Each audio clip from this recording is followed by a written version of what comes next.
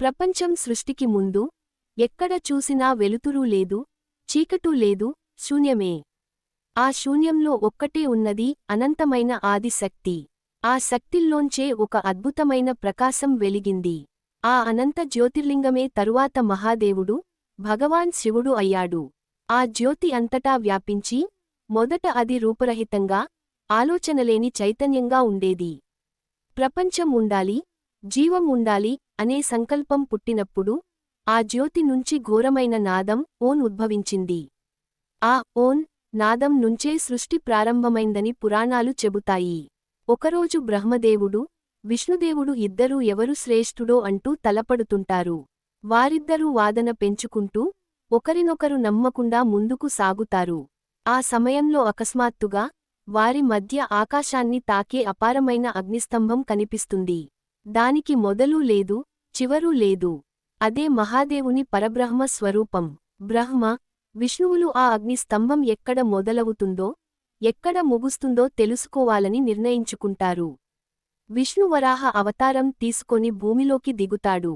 బ్రహ్మ హంస రూపంలో ఆకాశంలోకి ఎగురుతాడు. వేల ఏళ్ల ప్రయాణం తరువాత కూడా ఆ స్తంభానికి అట్టడుగు, అట్టపైపు కనిపించదు. చివరికి వారిద్దరూ శ్రమించి తిరిగి వచ్చి ఆ అగ్ని స్తంభం ముందు నిలబడతారు. అప్పుడు ఆ అగ్ని స్తంభం నుంచి ఒక రూపం బయటపడుతుంది.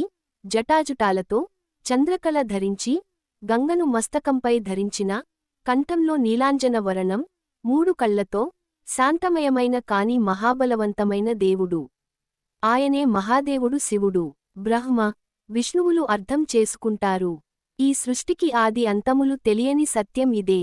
శివుడు వారికి ఉపనిషత్తుల సత్యాలను చెప్తూ, నేను జన్మించినవాడిని కాదు. ఈ విశ్వం ఉనికిలోకి రాక ముందే నేను ఉన్నాను.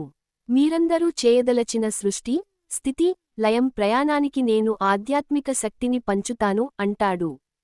అప్పుడే సృష్టి 3 శక్తులుగా ఏర్పడుతుంది.